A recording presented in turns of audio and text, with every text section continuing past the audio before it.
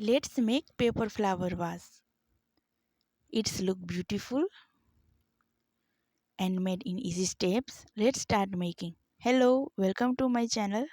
First take any color paper in 50 by 50 centimeter and mark 50 centimeter and 10 centimeter all the sides like this. Now join all the marks which we make like this. Now draw like this. Now cut it. Then do like this. If you are in new my channel, then subscribe my channel. Now draw like this and cut them and paste them like this. Let's decorate it.